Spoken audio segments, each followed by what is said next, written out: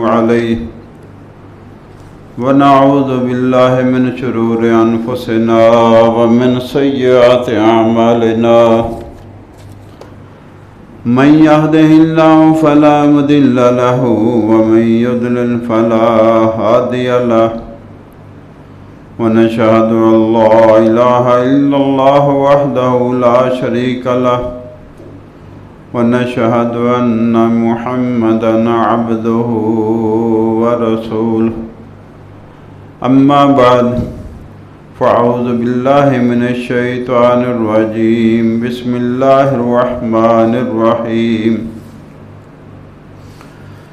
قل يا عبادي الذين أسرفوا على أنفسهم لا تقنطوا من رحمة الله إن الله يغفر الذنوب جميعا إنه هو الغفور الرحيم وأنيبوا إلى ربكم وأسلموا له من قبل أن يأتيكم العذاب ثم لا ينصرون إن الله وملائكته يصلون على النبي يا أيها الذين آمنوا صلوا عليه وسلموا تسليما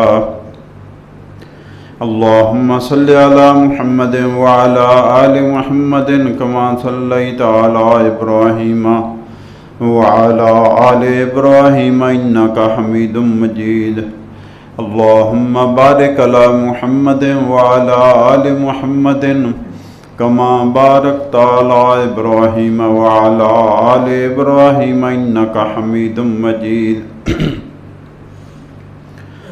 الحمدللہ ثم الحمدللہ۔ اللہ پاک کا بے حد بے حساب بے شمار احسان ہے، اس نے ہمیں جمعۃ المبارک کی نماز کی حاضری نصیب فرمائی۔ اللہ تعالیٰ اپنے فضل و کرم سے ہمارا آنا قبول کرے اور اسی حاضری کو ہمارے لیے دونوں جہان میں خوشیوں کا، خوشحالیوں کا، خیر و برکت کا اور آسانیوں کا ذریعہ بنائے، آمین یا رب العالمین۔ الحمدللہ، اللہ کا احسان ہے کہ رمضان المبارک کی ایک بہت بڑی نعمت اللہ تعالیٰ نے ہمیں عطا فرمائی، اور اس میں چند گھنٹے کی بھوک اور پیاس کے عوض فرمایا الصوم لی وانا اجزی بہ، روزہ تو ہے ہی میرے لیے اور میں ہی اس کا بدلہ دوں گا، جزا دوں گا، ثواب دوں گا۔ اور وہ مہینہ آج 24 دن ہو گئے۔ خوش قسمت ہے وہ لوگ جو ہمت کر کے رمضان المبارک کے روزے سے اپنے فرض ادا کر رہے ہیں، اور افسوس ہے ان لوگوں پر کہ جنہیں زندگی نے ایک بار موقع دیا تھا پھر رمضان سے مستفید ہونے کا اور اپنا فرض ادا کرنے کا اور اپنی وفاداری اللہ کے ساتھ ثابت کرنے کا موقع ملا تھا، لیکن وہ ثابت نہ کر سکے۔ اللہ تعالیٰ ہمیں آسانیاں عطا فرمائے۔ اللہ کے نبی صلی اللہ علیہ وسلم نے فرمایا من صام رمضان ایمانا و احتسابا غفر له ما تقدم من ذنبه، جس شخص نے رمضان کے روزے رکھے اللہ پر ایمان رکھتے ہوئے کہ یہ اللہ کی طرف سے فرض ہے، ایمان نہ و احتسابا، اور ثواب کی امید رکھتے ہوئے کہ میں اللہ کا کہنا مان رہا ہوں، اللہ مجھے اس پر اجر عطا کرے گا، ثواب عطا کرے گا، تو فرمایا جس شخص نے اس نیت سے روزے رکھے غفر له ما تقدم، اس کے پچھلے سارے گناہ معاف۔ 16 گھنٹے نہیں بنتے، چند منٹ پھر بھی رہ جاتے ہیں، اور روزے کی وجہ سے کسی پر بھی ہلاکت اور موت واقع نہیں ہوتی ہے۔ شریعت نے رخصت دے رکھی ہے کہ اگر نازک حالات ہو جائیں تو روزہ کھول دو. یہ تو جان پر بن آنا تو بعد کی بات ہے. شریعت نے تو اتنی آسانی دی کہ مسافر کو کہا تجھے تنگی نہ پہنچے روزہ چھوڑ دے پھر رکھ لینا. بیمار کو کہا تجھے تکلیف نہ پہنچے روزہ چھوڑ دو پھر رکھ لینا. شریعت تو اتنی خیر خواہی کرتی. یرید اللہ بکم الیسر ولا یرید بکم العسر. اللہ چاہتا ہے تمہیں آسانیوں سے نوازے. اللہ کے جتنے قوانین ہیں، جتنی عبادات ہیں، جتنے فرمودات ہیں، سارے ہماری آسانیوں کے لیے ہیں. اور ایک مثال دوں گا، صرف ایک مثال. اگر کسی لڑکی کو کوئی لڑکا چھیڑتا ہے تو وہاں پہ قتل ہو جاتے ہیں. اور اگر اللہ کے حکم کے مطابق نکاح کر کے لے آتا ہے تو اس کو سر پر وہ بٹھاتے ہیں. یرید اللہ بکم الیسر. اللہ کے قوانین سارے ہماری عزت کے لیے، آسانی کے لیے، ہمارے لیے، ہماری سہولت کے لیے ہیں. اگر ان کو اپنائیں تو ہماری خیر ہے، ہمارا بھلا ہے، ہماری بہتری ہے، ہمارا فائدہ ہے. لیکن اگر اللہ کے احکام سے کنی کترانے لگ جائیں تو نفس کہے گا تم فائدے میں رہے. ابھی جس نے روزہ نہیں رکھا، نفس اس کو کہہ رہا ہے کہ 16 گھنٹے کی بڑی گرمی تھی، تو نے اچھا کیا، شاید تیرے سے نہ نبھایا جاتا. اندر بیٹھا شیطان، ہر ایک کے ساتھ شیطان لگا ہوا، جس کو عام عرف عام میں، معروف میں، مشہور میں نہیں کہتے کہ ہمزاد ہے. ہر ایک کا ہمزاد ہے. تو ہر انسان کے ساتھ ایک شیطان اللہ نے لگا رکھا ہے. وہ ہمزاد ہے اس کا، وہی بہکاتا ہے میرے اور آپ کے اندر بیٹھ کر، دل میں بیٹھ کر. فرمایا شیطان انسان کے خون کی رگوں میں ایسے چلتا ہے جیسے خون چلتا ہے. بدن میں، انسان کے بدن میں شیطان ایسے سرایت کر جاتا ہے جیسے خون رگوں میں چلتا ہے. تو وہ شیطان اور نفس، جس کو عرف عام میں ہم نفس کہتے ہیں، وہ کہتا ہے کہ تو بچ گیا 16 گھنٹے کی گرمی سے. لیکن نفس مضبوط ہو گیا، روح کمزور ہو گئی. ایمان سے، اعمال سے، نیکیوں سے، تقوی سے، پرہیزگاری سے، گناہوں سے بچنے سے روح مضبوط ہوتی ہے، نفس کمزور ہوتا ہے.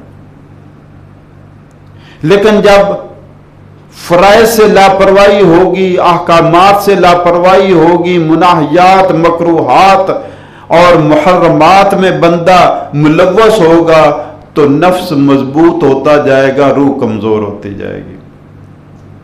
تو عارضی ریہرسل کروائی روزے کی. فرمایا جس نے روزہ رکھا اللہ کا حکم سمجھتے ہوئے اور اللہ سے ثواب کی امید رکھتے ہوئے جس نے روزہ رکھا، اس کے پچھلے سارے گناہ معاف. اسی لیے اتنا آسان پیکج نہیں ملے گا. اور اس سے آسان پیکج آج میں انٹروڈیوس کرا رہا ہوں. وہ بھی اللہ کے قرآن اور کتاب کے مطابق. اللہ نے فرمایا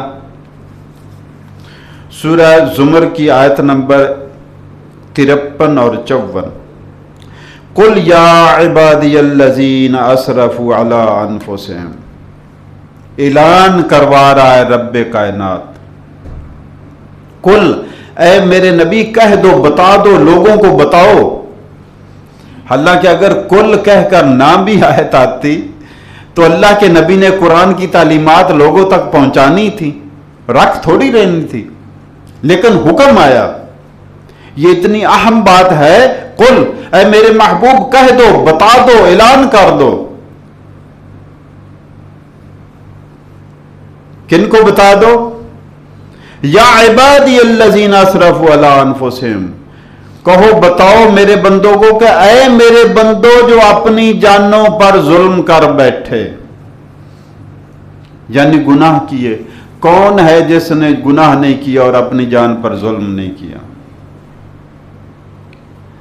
اگر میں اور آپ گناہ کرتے ہیں، غلط کام کرتے ہیں، ظلم کرتے ہیں، تو اس کی سزا کس کو؟ ہمسائے کو ملے گی۔ اگر میں خدا نخواستہ گناہ کرتا ہوں تو اس کی سزا بھی تو مجھے ملے گی نا۔ تو یہ میں نے اپنی جان پر خود ظلم کیا، کسی نے نہیں میرے اوپر کیا۔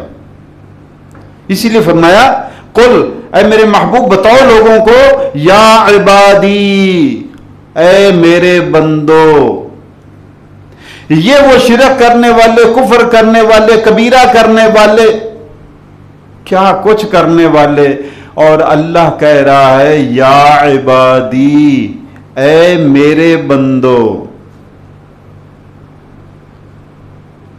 اسی پہ ہی شرم سے ڈوب مرنے کا مقام ہے کہ ہم کیا کر رہے ہیں، اور اللہ کی رحمت اور اللہ کی شفقت اور اللہ کا کرم اور فضل اور احسان اتنا ہے کہ ہمارے اس رویے کے باوجود بھی کہہ رہا ہے کہ تم میرے ہو۔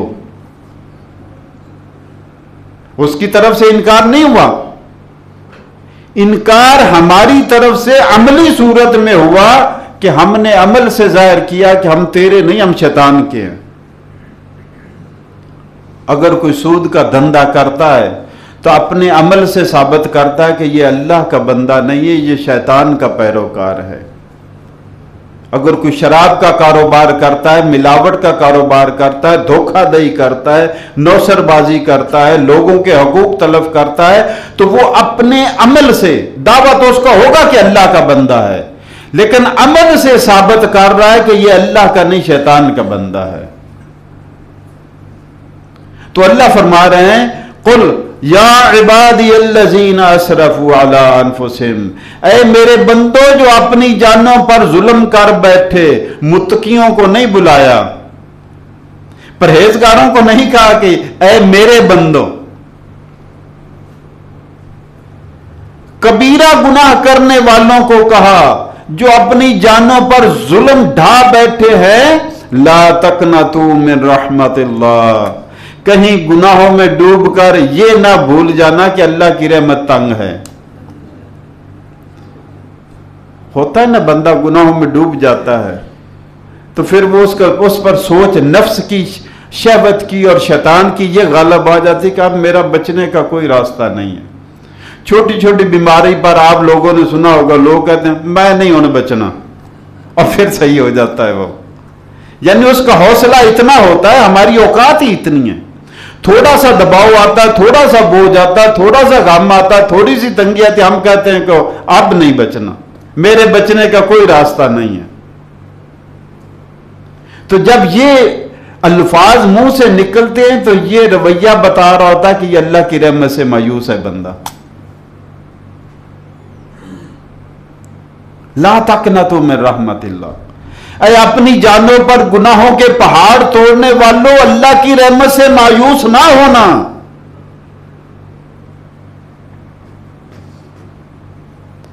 مایوس کیوں نہ ہونا؟ ان اللہ یغفر الذنوب جمیعا، کیونکہ اللہ تو کون کون سے گناہ بخشتا ہے؟ ان اللہ یغفر الذنوب، بے شک اللہ تعالیٰ بخش دیتا ہے گناہوں کو، جمیعا، سارے کے سارے۔ تم کفر سے توبہ کر کے آؤ تو وہ تیار ہے تمہیں اپنانے کو، تم شرک سے توبہ کر کے آؤ تو وہ تیار ہے تمہیں اپنانے کو، تم کبیرہ سے توبہ کر کے آؤ تو وہ تیار ہے تمہیں قبول کرنے کو۔ ان اللہ یغفر الذنوب جمیعا، سب، سارے کے سارے، کوئی گناہ ایسا نہیں بتایا کہ جس کی بخشش نہیں ہے۔ کفر کرنے والا ہمیشہ جہنم میں، شرک کرنے والا ہمیشہ جہنم میں، لیکن کفر اور شرک سے توبہ کرنے والا جنت میں۔ اور اس کی وجہ بھی بتا دی، ان اللہ یغفر الذنوب جمیعا، بے شک اللہ تعالیٰ گناہوں کو، سارے کے سارے گناہوں کو بخش دیتا ہے۔ اچھا، یہ جو بڑے اور کبیرہ اور صغیرہ کی تقسیم ہے، یہ میری اور آپ کی نظر میں ہے، اہل کتاب کی نظر میں ہے۔ اللہ کی نافرمانی چھوٹی بھی نافرمانی ہے، بڑی بھی نافرمانی ہے۔ اگر آپ نے کسی کو کہا کہ یہ ایک چھٹانک وزن اٹھا کر ادھر رکھ دو، اس نے انکار کیا، ایک کو کہا کہ یہ 10 من رکھ دو، اس نے انکار کیا، تو انکار تو دونوں کا برابر ہے نا۔ نافرمانی تو چھوٹی ہو بڑی ہو، نافرمانی تو نافرمانی ہوتی ہے۔ وہ جیسے کسی دانا نے کہا تھا کہ ڈگری تو ڈگری ہوتی چاہے اصلی ہو یا نقلی۔ ایسے دانا ہے نا، ہمارا معاشرہ داناؤں سے بھرا پڑا ہے۔ تو نافرمانی تو نافرمانی ہے، لیکن وہ رب کائنات ان اللہ یغفر الذنوب جميعا، اللہ سارے کے سارے گناہ بخش دیتا ہے۔ تو مجھے اور آپ کو حوصلہ دیا کہ گھبرانا نہ، چاہے جو کچھ بھی کر بیٹھے ہو اللہ بخشنے کو تیار ہے۔ پریشان نہیں ہونا، حوصلہ رکھنا، اللہ کا دروازہ بند نہیں ہوا تمہارے لیے۔ تم نہ آنا چاہو تو تمہاری مرضی، لیکن اللہ بلا رہا ہے، اللہ اعلان کروا رہا ہے، اور اعلان بھی اپنے نبی کے ذریعے کروا رہا ہے کہ لوگوں کو بتا دو کہ اللہ کے سامنے توبہ کے بعد کوئی گناہ رہتا ہی نہیں ہے۔ اس کی وجہ انہ هو الغفور الرحیم، وجہ یہ ہے کہ وہ تو ہے ہی بڑا بخشنے والا اور رحم فرمانے والا۔ اس نے تو اپنا تعارف یہ کروایا بخشتے ہوئے، گناہوں کی بخشش کے ساتھ اپنا تعارف، اپنا نام یہ بتایا کہ وہ تو اس کا تو نام ہی بخشنے والا ہے۔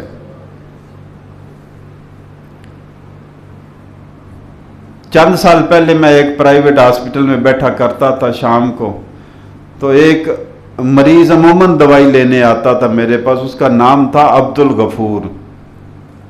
تو میں اس سے اکثر مذاق میں کہتا تھا کہ عبد الغفور صاحب موجہ نے تھوڑیاں قیامت والے دن۔ تو کہنے لگا کیوں؟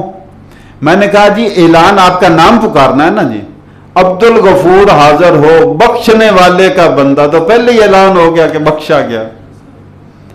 جس کے نام میں یہ اعلان ہو گیا کہ بخشنے والے کا بندہ حاضر ہو، تو اب وہ جس کا نام تو اپنے نام کے ساتھ نتھی کیے پھرتا ہے، وہ کیسے تجھے معاف نہیں کرے گا؟ انہ هو الغفور الرحیم، حقیقت یہ کہ وہ تو ہے ہی بڑا بخشنے والا اور رحم فرمانے والا۔ اب فرمایا وہ جو کہا تھا لا تقنطوا من رحمت اللہ، اللہ کی رحمت سے مایوس نہ ہو جانا، اب گناہوں سے نکلنے کا طریقہ اگلی آیت میں آ گیا، سورہ زمر کی آیت نمبر 54۔ فرمایا وَأَنِيبُوا إِلَى اللَّهِ، اب واپس پلٹ آؤ اللہ کی طرف، تم نے کافی وقت ضائع کر لیا شیطان کے پیچھے، گمراہی کے پیچھے، شیطان کے چیلوں کے پیچھے۔ وَأَنِيبُوا إِلَى اللَّهِ، اب اللہ کی طرف آ جاؤ۔ وَأَسْلِمُوا لَهُ، اور اب اللہ کی فرما برداری اختیار کر لو۔ پہلے نفس کی، شیطان کی فرما برداری کی، پہلے نفس اور شیطان کے پیروکار بنے رہے، پہلے نفس اور شیطان کے پیچھے چلتے رہے، پہلے نفس اور شیطان کا کہنا مانتے رہے، اب اللہ کی مانو، ادھر سے پلٹ آؤ۔ وَأَنِيبُوا إِلَى اللَّهِ، واپس آ جاؤ اللہ کی طرف۔ اور واپس آنا ہی کافی نہیں ہے، ایک کام بھی کرنا، وَأَسْلِمُوا لَهُ، اور اب اللہ کی فرما برداری بھی اختیار کر لو۔ تو اس کا نتیجہ کیا نکلے گا؟ وَأَنِيبُوا إِلَى اللَّهِ وَأَسْلِمُوا لَهُ مِن قَبْلِ أَن يَأْتِيَكُمُ الْعَذَابُ ثُمَّ لَا تُنصَرُونَ، اس سے پہلے کہ تم پر اللہ کی پکڑ اور عذاب آ جائے پھر مدد نہیں ملے گی۔ اگر تم اب بھی لاپرواہ رہنا چاہتے ہو، اگر تم اب بھی غنی اور بے نیاز رہنا چاہتے ہو، اگر اب بھی تم سرکش اور باغی رہنا چاہتے ہو، تو سن لو، پھر اللہ کی پکڑ جب عذاب آ جائے گا تو کوئی چھڑانے والا نہیں ہوگا، کوئی بچانے والا نہیں ہوگا، کوئی مدد نہیں ملے گی، کوئی آسرا نہیں ملے گا، کوئی فریاد رسی کرنے والا نہیں ہوگا، کوئی غم خاری کرنے والا نہیں ہوگا۔ اس لیے بتایا کہ واپس پلٹ آؤ اللہ کی طرف۔ اب یہ بات ہو رہی تھی، قُلْ يَا عِبَادِيَ الَّذِينَ أَسْرَفُوا عَلَىٰ أَنفُسِهِمْ، میرے ان بندوں سے کہہ دو جو اپنی جانوں پر ظلم کر بیٹھے، یعنی یہ میرے جیسے گناہگار بندوں کی بات تھی۔ اب ایک اور آیت کے سورہ نور کی آیت نمبر 31 میں فرمایا وَتُوبُوا إِلَى اللَّهِ جَمِيعًا، اے لوگو اللہ کے سامنے توبہ کرو سارے کے سارے. اب صرف مجرموں کی بات نہیں ہے، صرف گناہگاروں کی بات نہیں ہے، ناہنجاروں کی بات نہیں ہے، سب کی ہے، ہر ایک کو حکم ہو رہا ہے. وَتُوبُوا إِلَى اللَّهِ جَمِيعًا، سارے کے سارے اکٹھے ہو کر اللہ کے سامنے توبہ کرو. ایھا المؤمنون، اے مومنو سب کے سب اللہ کے سامنے توبہ کرو. لعلکم تفلحون، تاکہ تم بامراد ہو جاؤ. بڑا پیارا ترجمہ کسی نے کیا، اللہ جزائے خیر عطا فرمائے. لعلکم تفلحون، تاکہ تم فلاح پا جاؤ، بامراد ہو جاؤ. مطلب کیا ہوا؟ اب اس کو میں الٹا کر رہا ہوں اس معنی کو. اگر تو تم توبہ کر کے اللہ کے دربار میں حاضر ہو جاؤ تو تم بامراد ہو گئے، یہ معنی ہے آیت کا. لیکن اگر تم نے توبہ نہ کی، اللہ کی طرف نہ پلٹے، تو تم بے مراد ہو. کیا معنی بنا؟ کہ اگر واپس اللہ کی طرف نہیں آتے، اپنی دھن میں مگن رہتے ہو، اپنی دنیا میں مگن رہتے ہو، اپنے کاروبار میں ڈوبے ہوئے، رشوت کے بازار میں ڈوبے ہوئے ہو، لوٹ مار میں ڈوبے ہوئے، ملاوٹ میں ڈوبے ہوئے ہو، اور سود خوری میں ڈوبے ہوئے ہو، اور دھوکہ دہی میں ڈوبے ہوئے ہو، ناپ تول کی کمی میں ڈوبے ہوئے ہو، لوگوں کے حقوق تلف کرنے میں ڈوبے ہوئے ہو، لوگوں پر زیادتی کر رہے ہو، تو فرمایا پھر تم بے مراد ہو، چاہے جتنے کروڑوں ارب کما لو، ہو بے مراد. وَتُوبُوا إِلَى اللَّهِ جَمِيعًا، حکم عام ہے، صلاح عام ہے یاران نقطہ داں کے لیے، عام اعلان ہے، ہر ایک کو توبہ کا حکم دیا جا رہا ہے. ایک روایت میں پڑھ رہا تھا، حضرت ام سلمہ رضی اللہ تعالی عنہ فرماتی ہیں کہ نبی پاک صلی اللہ تعالی علیہ وآلہ وسلم کے جب آخری لمحات تھے، آخری دنوں کی بات ہے، تو آپ اٹھتے بیٹھتے آتے جاتے ہر وقت ایک ورد کیا کرتے تھے، سبحان اللہ و بحمدہ استغفر اللہ و اتوب الیہ. یہ سبحان اللہ و بحمدہ استغفر اللہ و اتوب الیہ. ہم نے پوچھا کہ یہ اب چند دنوں سے آپ کا معمول بن گیا. کسی نے پوچھا کہ اس کی وجہ، تو سرکار کائنات صلی اللہ تعالی علیہ وسلم نے فرمایا کہ مجھے اللہ نے حکم دیا ہے اس کا، اللہ نے حکم دیا ہے. اور پھر سورہ نصر کی تلاوت فرمائی، اذا جاء نصر اللہ والفتح ورأیت الناس يدخلون فی دین اللہ افواجا فسبح بحمد ربک واستغفرہ. حکم ملا جب اللہ کی مدد اور فتح آ جائے، اور اے محبوب تم دیکھو کہ فوج در فوج، قبیلہ در قبیلہ، گروہ در گروہ، جوک در جوک لوگ اسلام میں داخل ہو رہے ہیں. ایک وہ دور تھا کہ ایک مسلمان ہوتا تھا، پورا مکہ اس کے پیچھے پڑ جایا کرتا تھا. یہ بھی ایک وقت تھا. اپنے آپ کو چھپاتے پھرتے تھے مسلمان، چھپاتے تھے اپنے آپ کو، حتیٰ کہ حضرت عمر رضی اللہ تعالیٰ عنہ نے ایمان قبول کیا تو مسلمانوں کو بیت اللہ میں نماز پڑھنے کی ہمت ہوئی، نہیں تو چھپتے چھپاتے پھرتے تھے. اور اگر کسی مسلمان پر ظلم ہوتا تھا، اس کو چھڑانے کی بھی ہمت کسی میں نہیں ہوتی تھی. حضرت بلال حبشی آنکھوں کے سامنے سار کے کہ اس پر پہاڑ توڑے جاتے تھے، اس پر پتھر رکھے جاتے تھے، ان کو گھسیٹا جاتا تھا، دھوپ میں لٹایا جاتا تھا پتھروں پر، اور وہ آحد آحد آحد توحید کی قیمت ادا کیا کرتے تھے. لیکن ایک وقت وہ آیا کہ جب مدینہ میں آ کر مستحکم ہو گئی، حکومت ہو گئی، مکہ فتح ہوا، تو مکہ فتح ہونے کے بعد سب کو پتہ چل گیا کہ اب مقابلہ کرنے کی کسی میں ہمت نہیں ہے. محمد رسول اللہ صلی اللہ علیہ وسلم کی حکومت اور غلبہ، اللہ کا دین قائم ہو گیا ہے. تو پھر ایک آدھ مسلمان نہیں ہوتا تھا، پورا کا پورا قبیلہ آ جاتا تھا، جی ہم اسلام قبول کرنے کو تیار ہیں.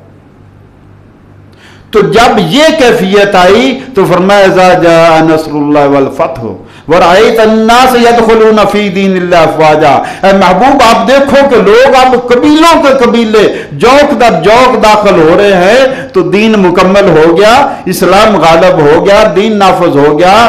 فسبح بحمد ربک، اب آپ کا کام یہ ہے، وہ آپ نے کام پورا کر دیا۔ فسبح تو تسبیح کیا کریں، بحمد ربک اپنے رب کی حمد کے ساتھ ساتھ تسبیح کیا کریں، واستغفرہ اور اللہ سے بخشش مانگا کریں۔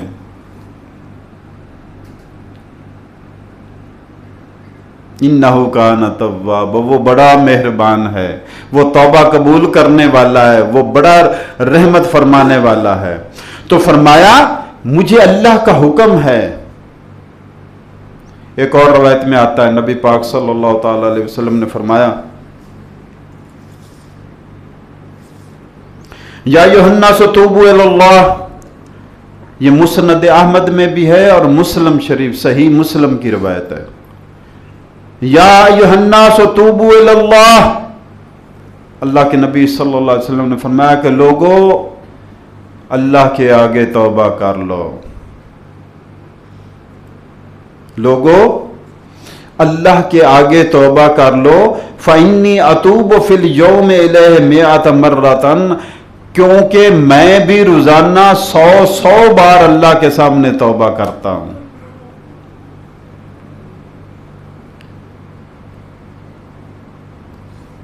یہ آپ نے پہلے بھی حدیث سنی ہوگی، اب بھی سن لی، اعزاز ملا، لیکن میں جو بات بتانا چاہتا ہوں، یہ جو ہمارا رمضان میں آ کر توبہ کرتے ہیں، اللہ کا نبی 100 بار روزانہ توبہ کر رہا ہے، جن کے بارے میں قرآن میں اللہ نے فرمایا کہ اللہ نے آپ کی اگلی پچھلی خطائیں اگر ہیں بھی تو معاف کر دی، وہ روزانہ 100 بار۔ اور ہمارے لیے کیا نتیجہ نکلا کہ ہم تو ہر لمحہ کوئی نہ کوئی گناہ کر رہے ہوتے ہیں۔ ہمیں تو اس سے زیادہ توبہ اور استغفار کی ضرورت ہے۔ نبی صلی اللہ علیہ وسلم کا استغفار اور توبہ کرنا گناہوں کی وجہ سے نہیں تھا، امت کی رہنمائی کے لیے، طریقہ بتانے کے لیے تھا کہ ہمیں پتہ چلے کہ کیا کام کرنا ہے۔ اگر آپ صلی اللہ علیہ وسلم نے یہ کام نہ کیے ہوتے تو آپ کی سنت کیسے بنتی، آپ کا طریقہ کیسے بنتا، ہمارے لیے رہنمائی کیسے ہوتی، ہم اس کی طرف مائل کیسے ہوتے۔ یہ الگ بات ہے کہ محبت رسول کا تو ہمیں بڑا دعویٰ ہے، لیکن سنت رسول کے اتباع کے لیے ہمت نہیں ہے ہم میں۔ وہاں پہ کچھ قربانی دینی پڑتی ہے، سنت رسول کی اتباع کے لیے کچھ قربانی دینی پڑتی ہے۔ کس کی؟ مال کی نہیں، خواہشات کی، خواہشات کی قربانی دینی پڑتی ہے سنت پر چلنے کے لیے، رسم و رواج کی قربانی دینی پڑتی ہے سنت پر چلنے کے لیے۔ اور ہم کہتے ہیں نبی کی سنت جائے جائے لیکن مہندی کی رسم نہ جائے، یہ نہیں چھوٹتی ہم سے۔ بم باری گولا بارود یہ ہم نے کرنا ہی کرنا ہے۔ ہم ایسے رسموں میں بندھ گئے، رسموں کے قیدی ایسے بنے کہ دین چھوٹ گیا، رسم نہیں چھوٹتی ہم سے۔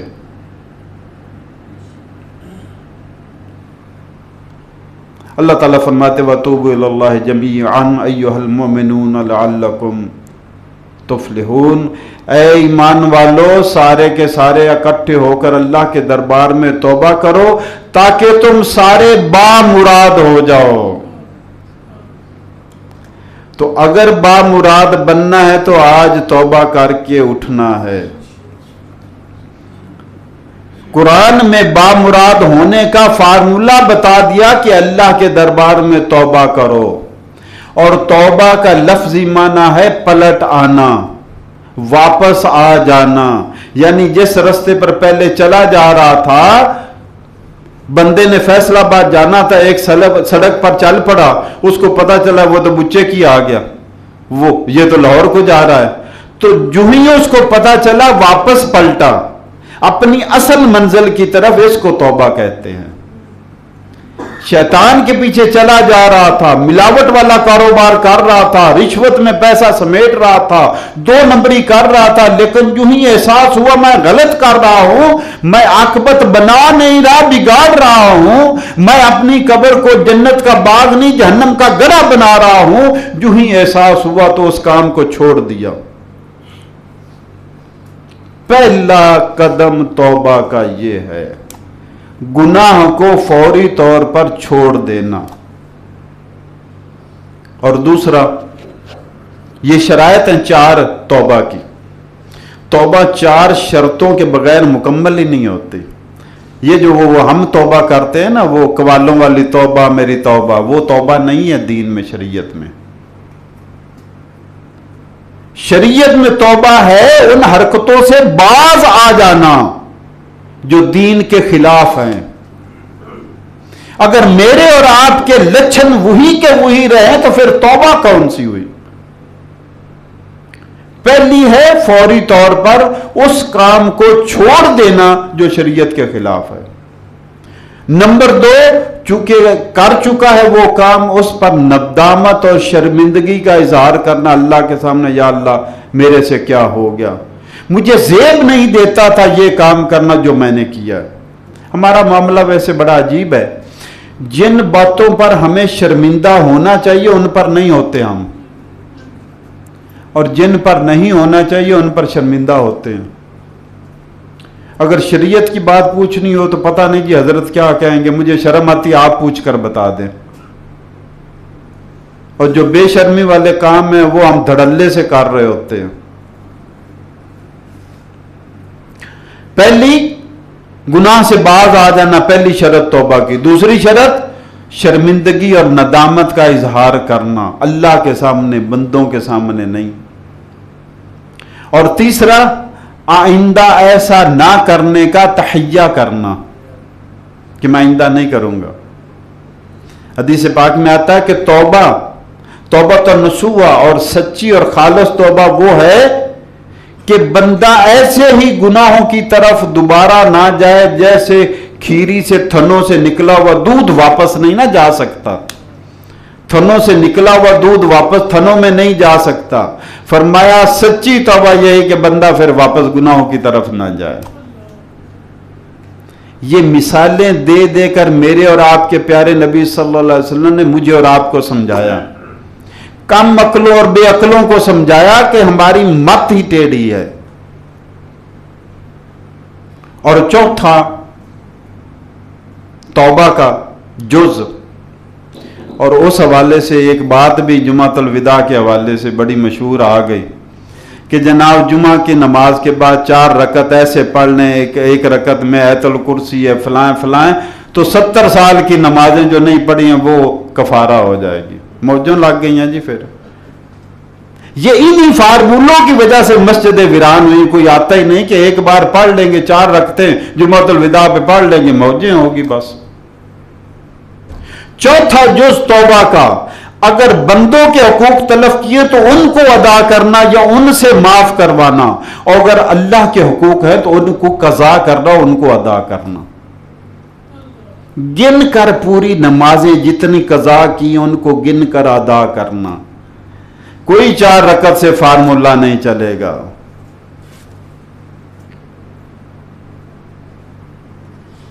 حدیث پاک میں آتا ہے ان اللہ التائب حبیب اللہ، کہ توبہ کرنے والا اللہ کا دوست ہے۔ ایک بڑی مشہور حدیث، اور کتنی بار میں آپ کے سامنے بیان کر چکا ہوں کہ بندے کی توبہ سے اللہ کو کتنی خوشی ہوتی ہے۔ اللہ کو خوش کرنا چاہتے ہیں نا تو توبہ کرے، اللہ خوش ہو جائے گا۔ فرمایا بندے کی توبہ سے اللہ کو اتنی خوشی ہوتی ہے جیسے کوئی مسافر ہے، اپنے اونٹ پر جا رہا ہے، سارا سامان بھی لدا ہوا ہے، صحرا میں سے گزر رہا ہے، تھک جاتا ہے، اترتا ہے، تھوڑا سستانے کے لیے آنکھ لگ جاتی ہے، آنکھ کھلتی ہے تو سامان سمیت اٹھ گئے بے۔ دائیں بائیں ڈھونڈتا کوئی نہیں، سہارا نہیں، آخر تھک ہار کر اپنی قبر خود کھودتا ہے، ریت ہٹا کر قبر بناتا ہے، تو میری تو قبر بھی کسی نے نہیں بنانی، اور اس گڑھے میں لیٹ جاتا آنکھیں بند کر کے کہ میری اب موت یقینی ہے، تو آہٹ سی محسوس کر کے آنکھ کھولتا ہے تو اونٹ بھی کھڑا اور سامان بھی سارا موجود ہے۔ تو اس کو اب موت سامنے دیکھ کر اب جو جینے کی خبر ملی ہے وہ خوشی سے، فرط جذبات سے اتنا بے قابو ہو جاتا ہے، کہتا ہے یا اللہ تو میرا بندہ میں تیرا رب۔ فرمایا جتنی اس بندے کو خوشی ہوئی ہے اللہ کو توبہ سے اس سے بھی زیادہ خوشی ہوتی ہے۔ تو اللہ کو خوش کرنے کا ایک تو ہمارے لیے وقت ہے کہ آج ہم توبہ کریں اور رب کو خوش کریں۔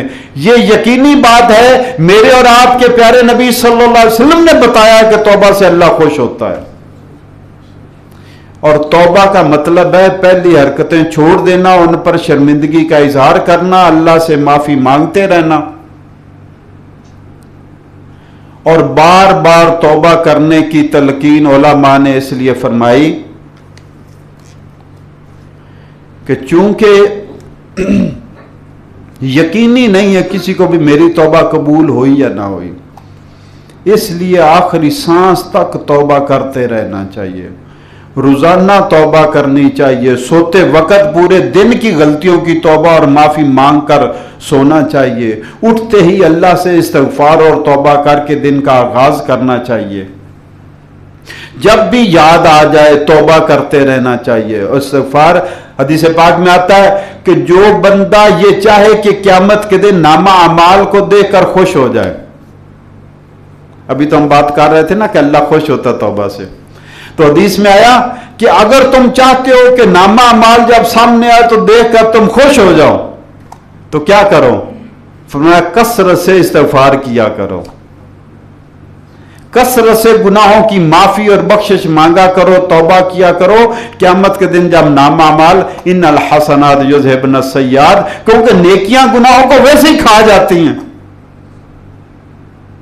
اللہ تعالی ہم سب کو ہدایت نصیب فرمائے۔ آج درس قرآن کے معاملے میں یہ آج والا جمعہ اور اگلا جمعہ چھٹی ہے، انشاءاللہ عید کے بعد والا جو جمعہ آئے گا انشاءاللہ درس قرآن کریں گے۔ اللہ کورونا کے حوالے سے بھی ہم سب کو محفوظ فرمائے، آمین یا رب العالمین۔